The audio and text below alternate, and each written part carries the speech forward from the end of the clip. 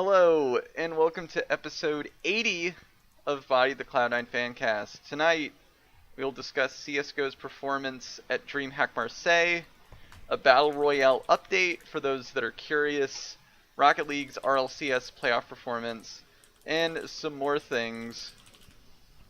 I am your host, Havokpus. As always, I am joined by Frozencreek, as well as a special guest, Bodied's #1 listener, Arndorus.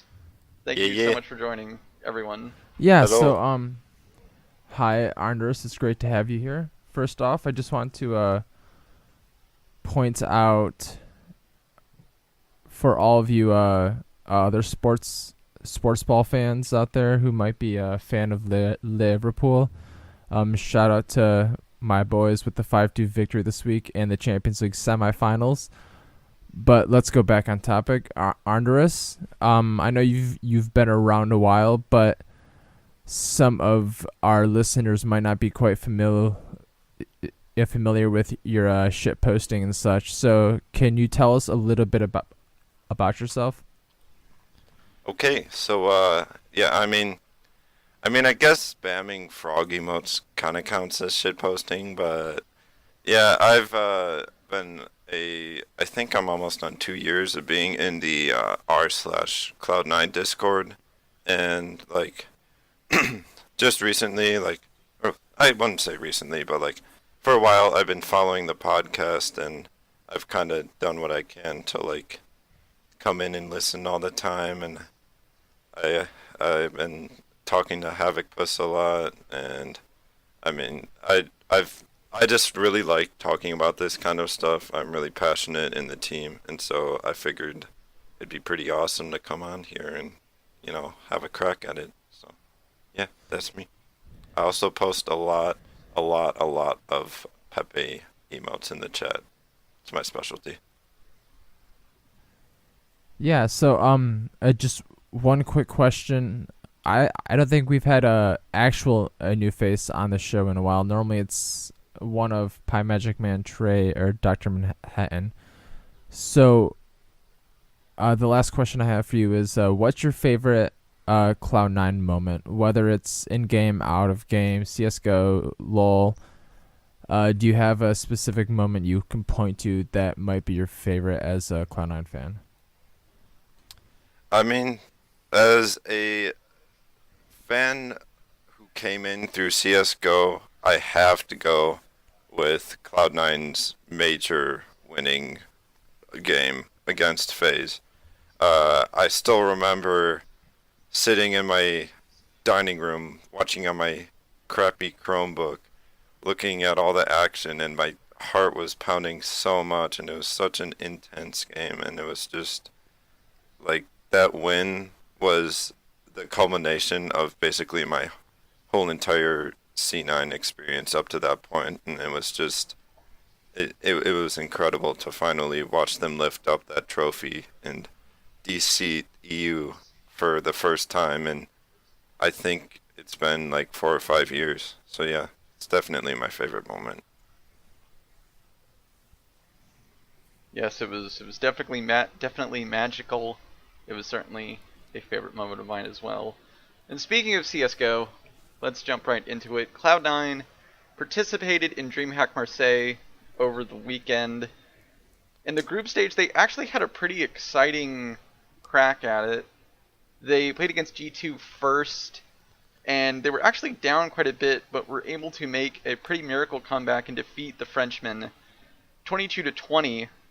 And then their next group stage match, they played against FaZe, their big major rival, and beat them 2-0 to advance to the playoffs. But then it looked like they ran out of gas in the playoff stage, and they actually lost a gambit, especially after Mirage.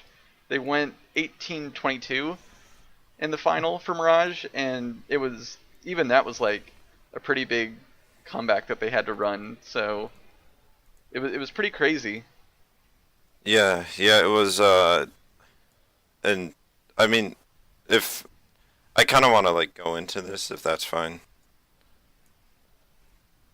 Yeah, sure. Yeah, sure, go Yeah, ahead. As long as you're not like ranting too long. Yeah. So, really big thing that I saw Cloud9 do, and this kind of it kind of bases around Stewie and the state of the team, like at Boston up until now. Like over at Boston and during that time onward, and kind of before that as well, Cloud9 was very emotional, and so like it once they had a North American crowd to kind of cheer them on, like they did super well, and like I mean, it was the cleanest victory against FaZe, but like they got the win and they kept pushing, and I felt like that really helped drive them. But it was pretty obvious once they went to EU that like they kind of lost all momentum, and I mean, it might have been jet lag, but also like I felt like that emotional support wasn't really behind them, and that was a really big weakness that I saw now. Like, or sorry, not now, but like back then.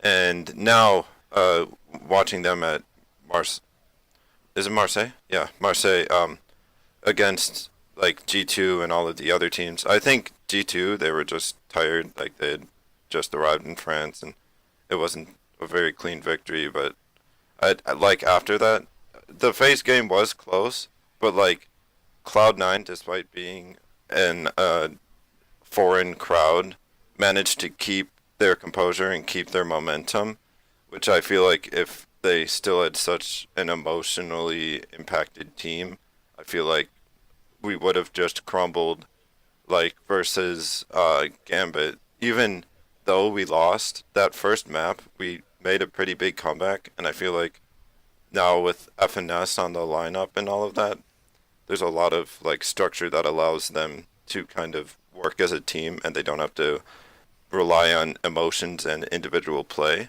So I feel like with this new lineup, they really showed that they are a overall more consistent team, which is like the bane of Cloud9's existence, consistency. And I'm really happy with what they did. I mean, a win against FaZe is a win in my books. Yeah, I think that's what everyone said once we won once we won the major. A win is a win. It doesn't matter how we got it, crowd noise or otherwise.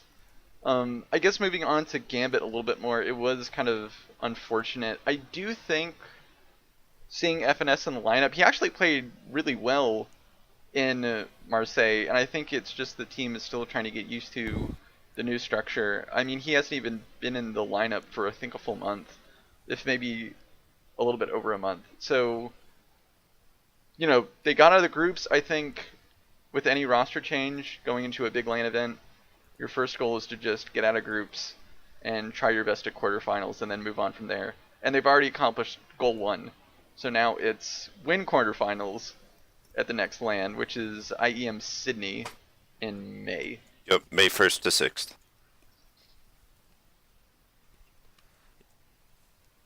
Yeah, that's gonna. Frozen, do you have any? Oh, never mind. Sorry.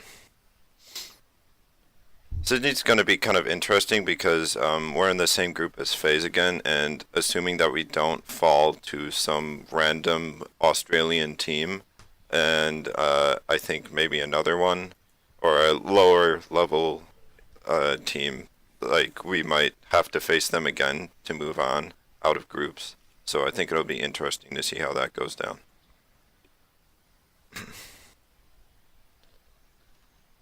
Yeah, hopefully all the travel doesn't burn them out, and then they don't play as well because they have to go from like France back to America to do maybe some ESL or ECS stuff, and then now you gotta fly all the way to Australia again, and they're just bouncing all around the globe. But hopefully they can do well, and they can continue to improve under this new structure. Frozen, do you have any thoughts on CSGO?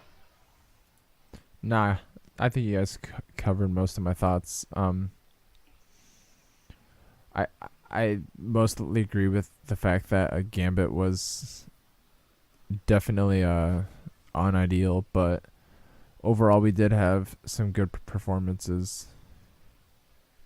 But yeah, a falling out of the tournament where we did was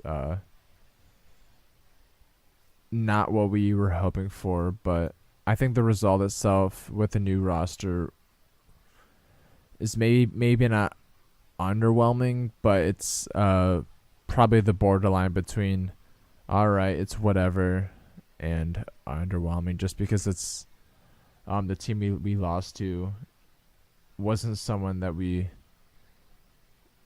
should be prepared to lose to most games. So overall, I think that the main thing we should be looking for is progress, as opposed to just victory straight out the door. So as long as we're showing progress, I think we can be okay with this team at the moment. Yeah, I agree. Progress and practice makes perfect. So, I guess moving on, since the CSGO discussion it doesn't offer much, let's change gears to update the listeners, the fans, on Battle Royale, because Cloud9 has been doing some stuff. So the whole Battle Royale issue with Cloud9 is very interesting. So we have basically 3 teams. We have the NA PUBG squad, the Korean PUBG squad, and then the H1Z1 team. So for NA PUBG, the team has been kind of struggling. Their standings right now are 10th place for the PUBG Online NA Showdown, 6th for Auzom, and then 15th place for the Global Loot League Season 1 Grand Finals. So not the best. They may be feeling that since, I believe it was Frex and Chappie. Yes, Frex left to go play for H1Z1. Since he left, the team has maybe been struggling to find someone. I know they have a sub, I can't remember his name, but maybe they're just kind of struggling with this new guy. Maybe they're just kind of having difficulties and, again, not on their game. Who knows? The good news is that the Korean PUBG squad is actually doing pretty well. For the Africa TV PUBG League in its first season, they have finished 4th and have a spot for the grand finals of that event. Actually, before they were 4th, they were actually 1st. So the team's killing it, and hopefully they can do a good performance and place very high. I am really excited to see how they perform. If I can watch it. Most of the time it's when I'm asleep, but hopefully the team can get a good win and make it at least worth our while to keep them around. But I think the big discussion point is probably the H1Z1 Pro League, because that happened over the weekend. It was a very interesting event. Cloud9 had basically polar opposite results. First game, they were like the first team to get eliminated. But then the second game, they were the last team standing, so it's kind of crazy. But I guess I want to talk a little bit about H1Z1 Pro League and how we feel that kind of fits within this whole Battle Royale craziness right now. Yeah, so definitely, I believe, at least, losing Frex and Chappie to the H1Z1 team has kind of affected, or really affected, the NA PUBG team's results. I mean, it's nice to know that Korea is doing well, but the games are at like 4 o'clock, so sadly I can't really see how well they're doing. But H1Z1 or H1PL, whatever you want to call it, it's really a switch up from PUBG. Like, they still count, like, you get, so in PUBG you would get a lot of points for placement, so like first, second, third team to like die would get almost no points, and then the ones who survived would get like a really good amount. And then you would also get points for kills, but they would kind of be like a lower kind of amount. And now with the H1PL format, it's every single point you get over the whole entire season is from the kills that your team gets. And the only thing that placement gets you is a multiplier at the end. I think it's like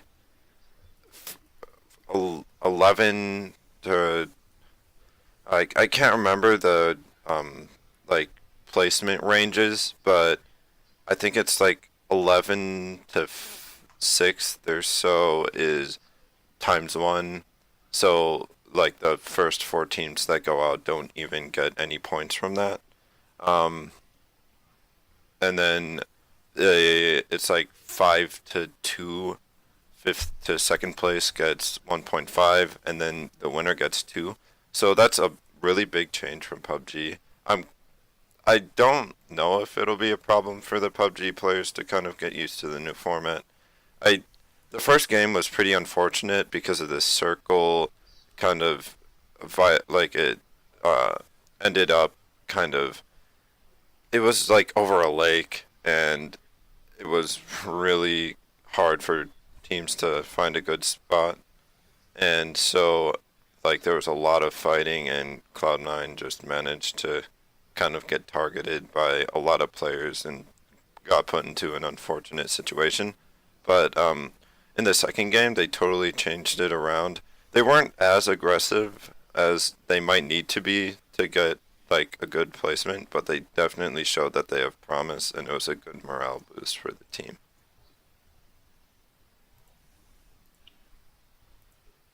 Yeah, definitely.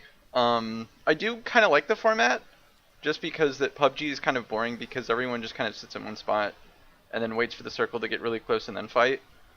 As opposed to H1Z1, it really encourages people to fight early and try to skirmish early, so it makes viewing it actually a lot more exciting.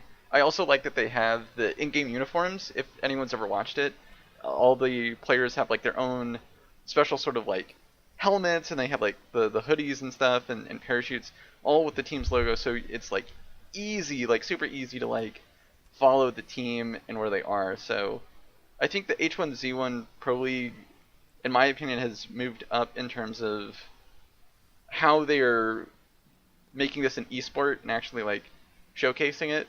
I think PUBG definitely needs to do some work to catch up, because PUBG's spectating is actually kind of awful, at least in my opinion. Yeah, like the games are, a, they seem a lot longer than an H1Z1 game, and there's definitely a lot less firefights, especially when they're on Miramar, which is this gigantic map where there's a like tons of towns that people can choose from and tons of loot. So it's basically just this like fully kitted death match in this really small circle that takes like 20 minutes to get to.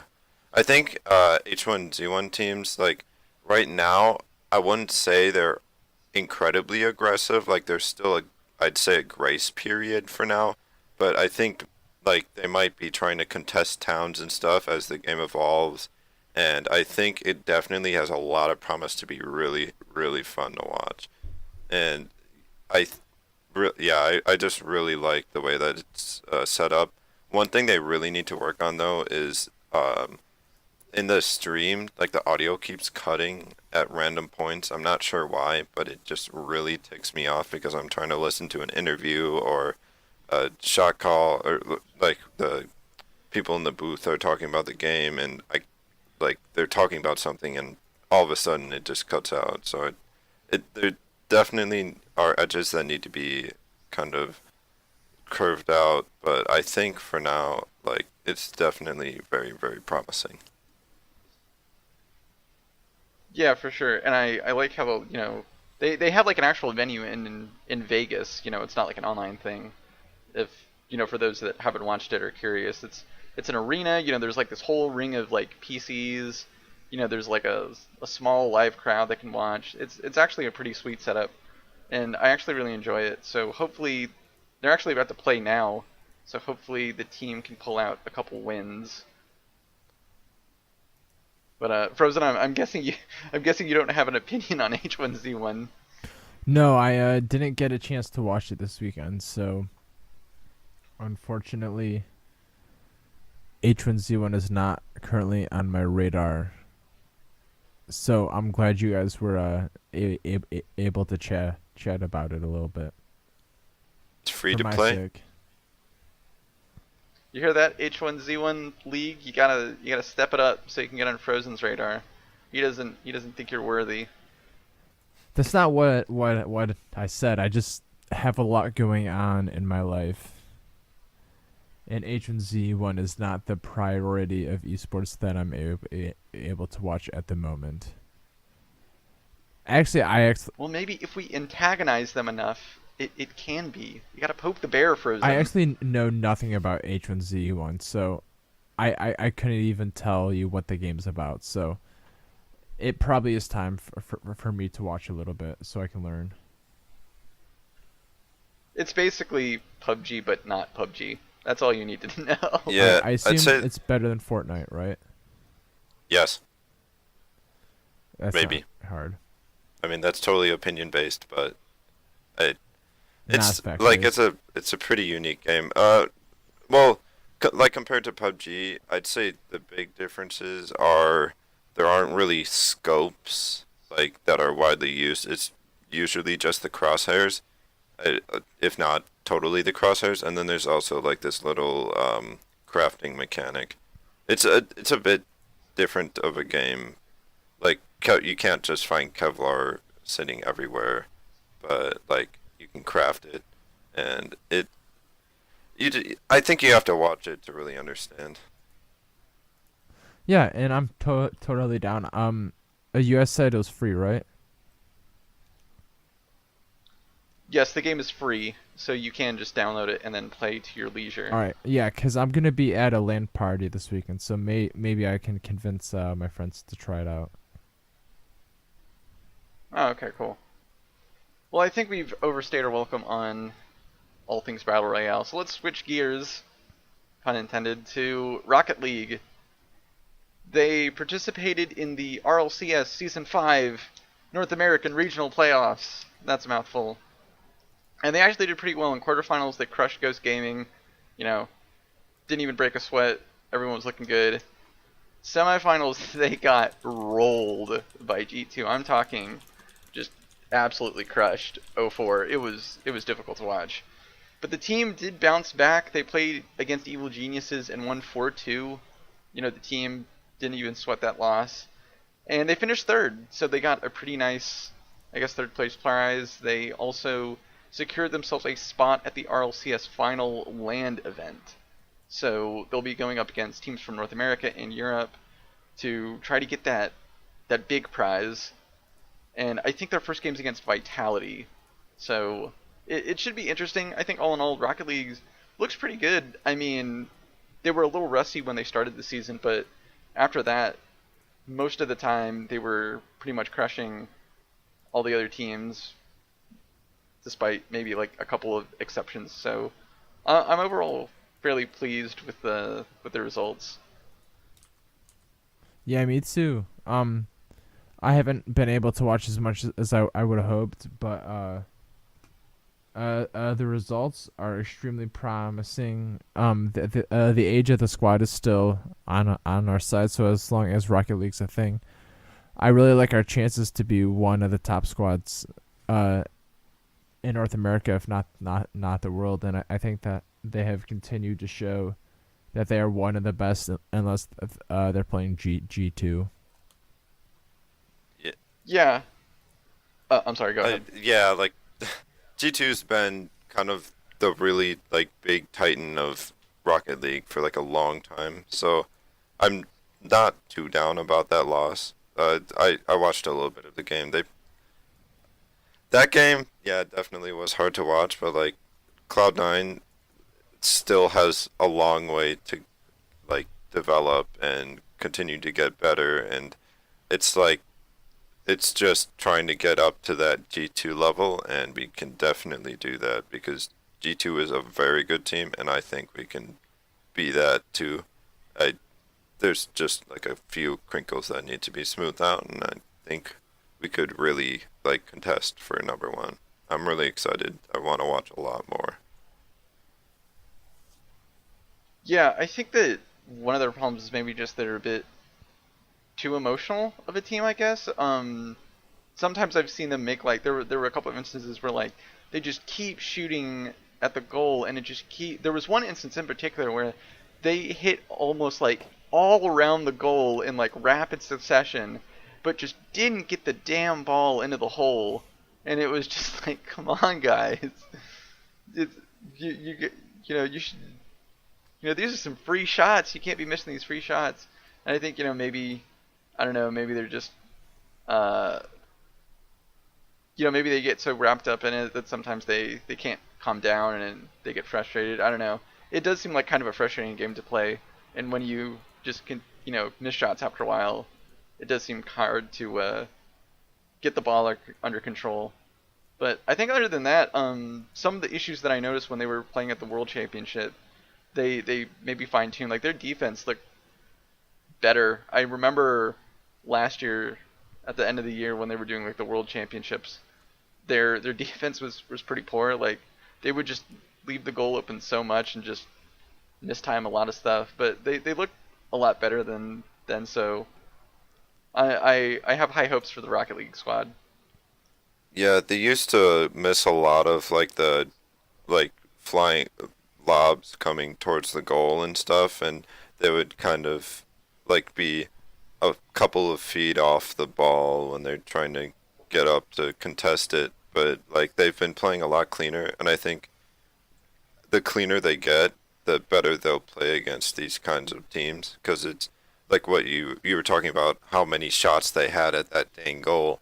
Like if they clean that up a little more, maybe it is emotions, like kind of touch on the things that are affecting their game. And I really think that like that G2 game could have gone a lot differently if like the Cloud9 was a lot cleaner, and so it's just getting to there. They can definitely do that. Yeah, for sure. But we will be sure to update everyone on Rocket League in the next time they play. So, moving on, let's talk about Overwatch. The London Spitfire went 1-1 after some pretty grueling matches. They lost to Boston Uprising in a pretty frustrating throw, but they did overcome their Oasis curse and were able to defeat the undefeated LA Valiant. And the British Hurricanes crushed their EU contenders match against Young and Beautiful, Young and Beautiful, and are going to be going to the Poland LAN event for the semifinals and hopefully the finals. So a pretty alright weekend for Overwatch overall.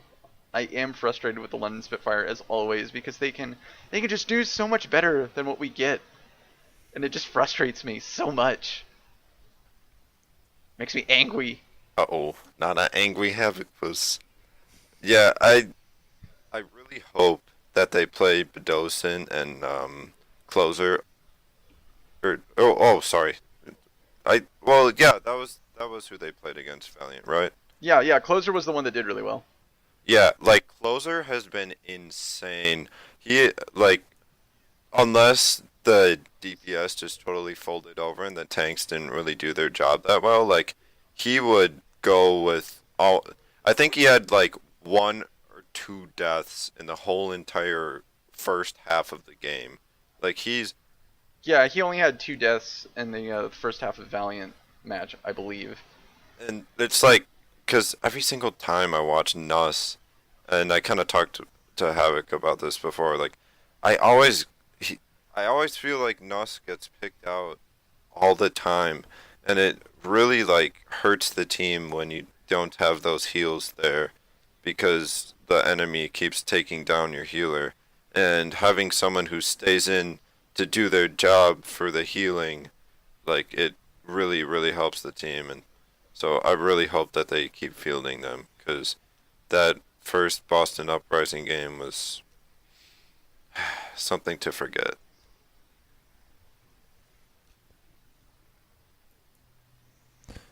Yeah, and at the end of the day, I think one of the most disappointing things was just the fact that there seemed to be a lot of small errors that kind of just added up. The icing on the cake was definitely the Prophet pulse bomb on what's the map called? Oasis. Oasis. Our Oasis, favorite yeah. map. Yeah, and it looked like he thought he had an extra blink into his tracer, but for those of you guys who didn't see it, he threw his pulse bomb in. I think it was in overtime. He threw it into the wall. Yeah, it was at the wall. Yeah, he threw it into the wall. I'm not sure if you guys can picture it. The Oasis map with like the giant pillar in the middle with the tunnel in the middle. It's like a giant circle battleground area. He blinked into it and he threw out his pulse bomb. I assume he had to think that he had one more blink left, but that was really the icing on the cake because that's like the last thing that the cameras caught before we lost the match. So I think a lot of people, at least a lot of London fans left that match with a sour taste in their mouth, even once they realized what happened. So I guess we kind of got some redemption against the Valiant, but even then, I was never really confident that we were going to win that either. Oh, for sure. And I think in that Boston game, like, they wouldn't even be in that position because they had so many opportunities to just easily close the game out. They were just completely throwing that match, especially on Oasis. They had it on the last round, but Gesture and the team, I guess, decides, let's dive super duper deep into their spawn and just hold them there. And of course that doesn't work. So Boston gets a couple of kills and just like, alright, just run to the point, we win. And then, and then London loses, and I'm just like, why do you think would happen? Why do you do this? It's so frustrating. But yeah, hopefully the Valiant win definitely is sort of a righting of the ship, and they figure out like, okay, here's what's working, here's what's not working. Stick to these strategies. This will help us win and avoid this so we don't lose. And hopefully the coaches have caught on to some things, and London can finally pick it up again, because I'm tired of seeing them just play like idiots.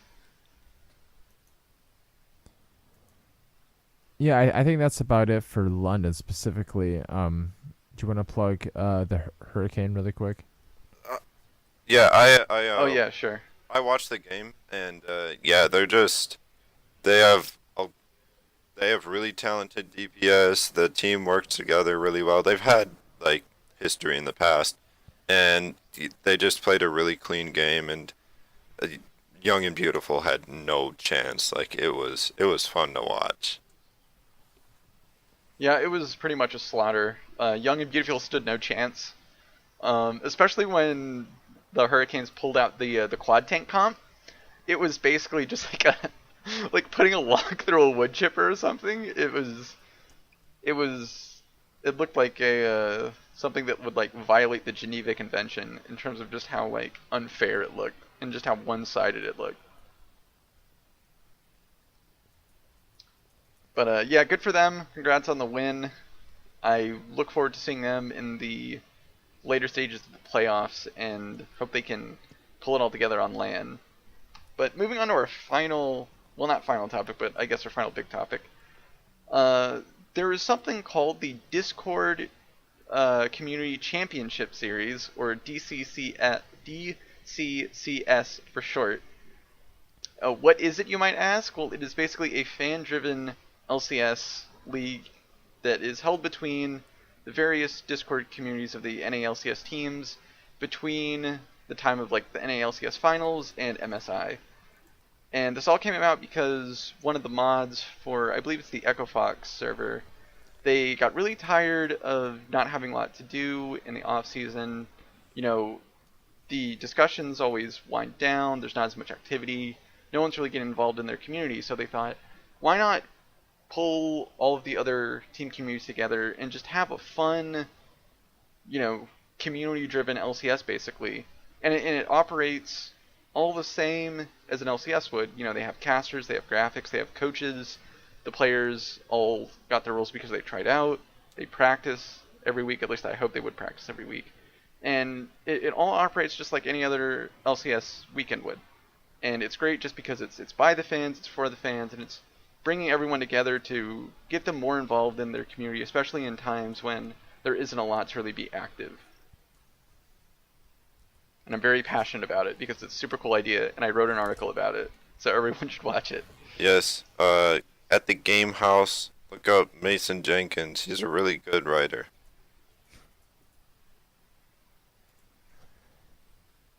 Yeah, that's Havokpus. His real name is Mason Jenkins. So yeah, I believe you've been sharing most of your articles on the Bodied Twitter, right? Yes. Yeah. They're not the best articles, but they're mine. That's all that's important. Yeah, so I know Havok and I have been making an effort the past couple months to have extra content available for any Cloud9 fans. The content I've done hasn't really been Cloud9 specific, but it has been League specific. I think Havok's been the most Cloud9 specific. So he has a Twitter account specifically based around his Cloud9 stuff. What is it? Give us your plug. Well, it's just my name and then TGH at the end, since it's sort of my personal thing as well as something that I can use to kind of promote my writing and other people's writing from the site. But it's that's not that important. Yeah, so it's at Mason Jenkins. Is it Jenkins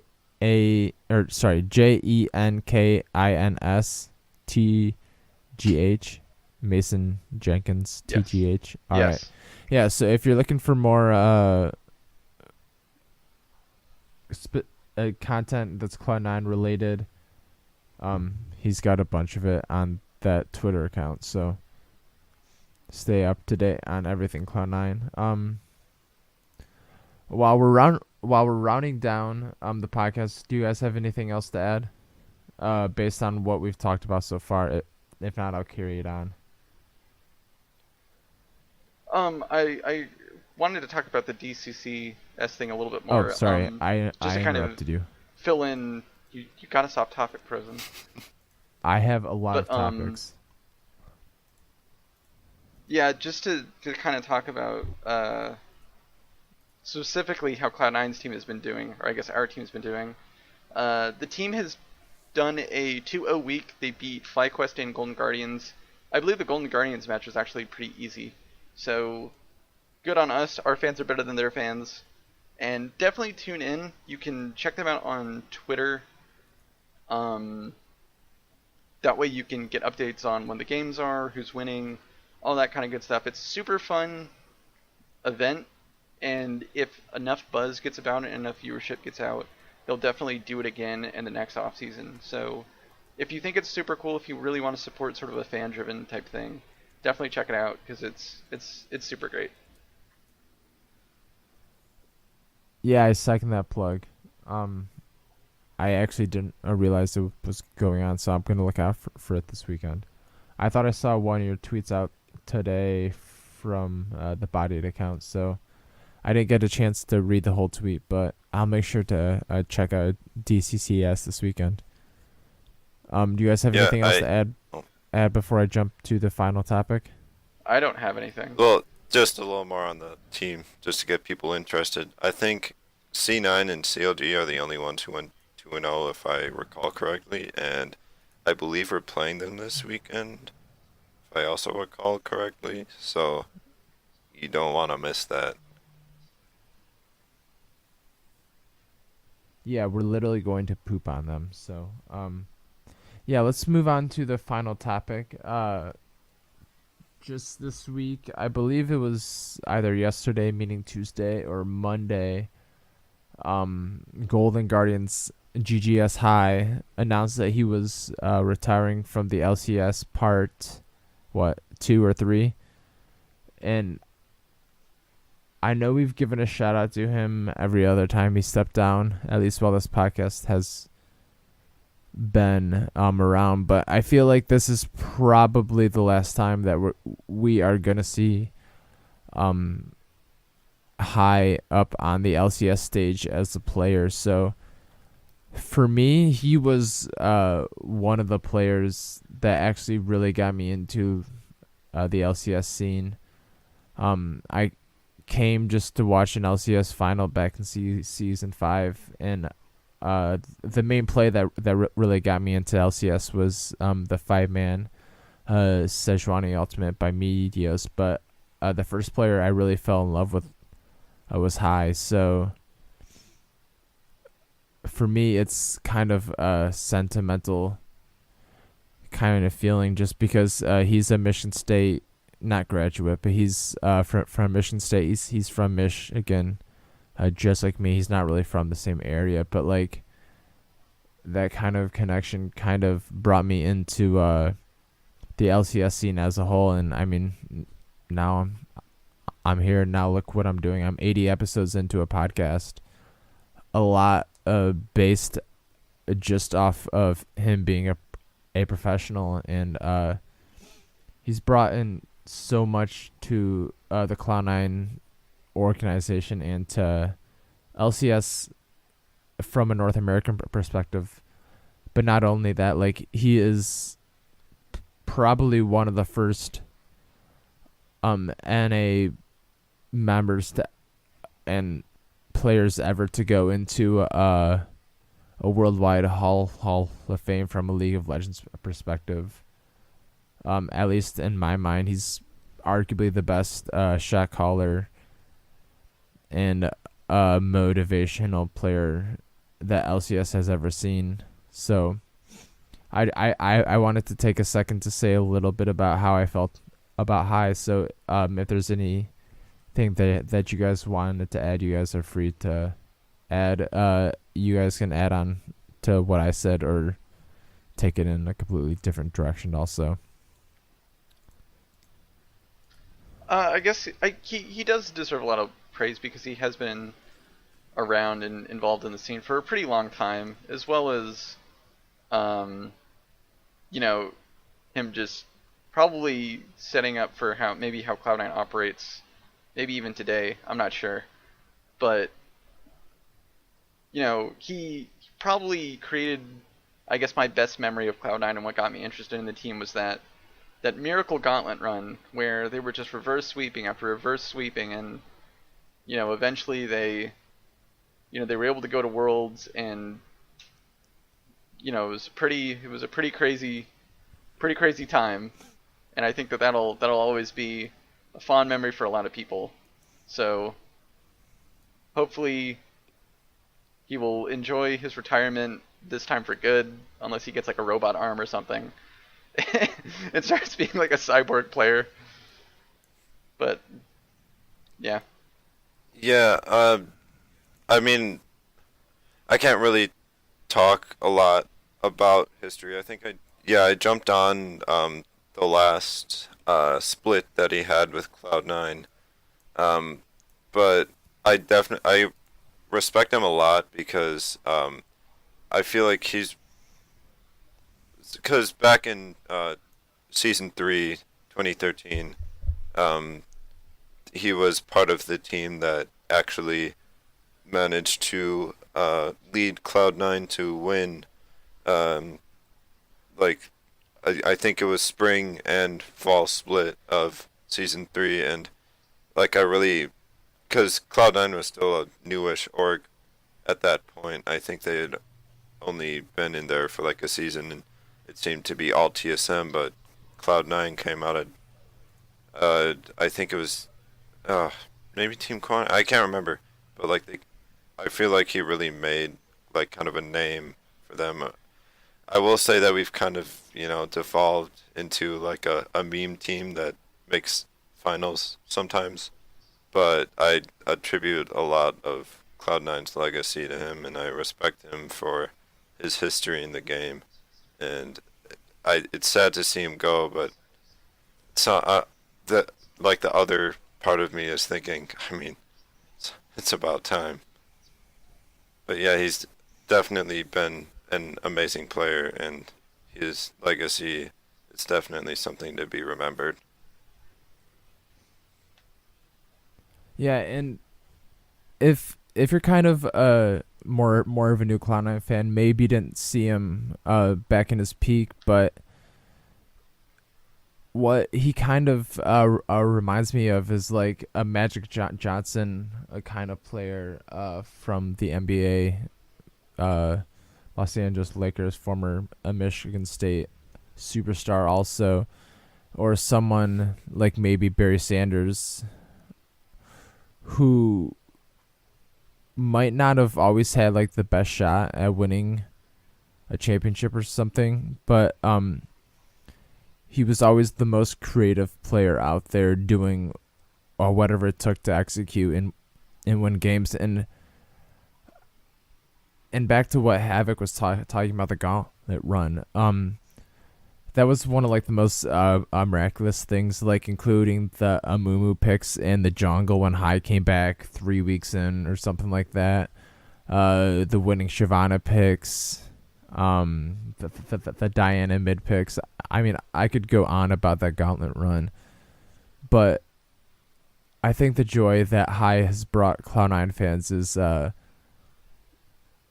probably more joy than we're gonna see from an LCS team for quite a while. So, I mean, I would place him in the same echelon as Bjergsen as best NA players of all time. That's just how much he kind of means to me as a person. So, if this is the last time that we see him on stage, I'm sad to see it go, especially for Mickey, but that's the direction that Golden Guardians chose to take. So I think that if High can make it to as old as he is, then there's going to be a lot of other professionals who can make it that far.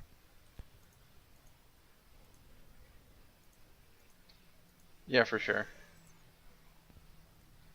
Well, either way, I think that one thing that needs to retire is us, because it is getting late and we have talked enough. So I guess that's it for tonight. So thank you for listening to Bodied, the Cloud9 Fancast. Feel free to tweet questions and feedback to us at C9Bodied or email us at bodiedfancast@gmail.com. Questions will probably be answered on the next podcast or through Twitter or whatever. So make sure to keep in touch with us, and thanks for listening. We'll see you next time.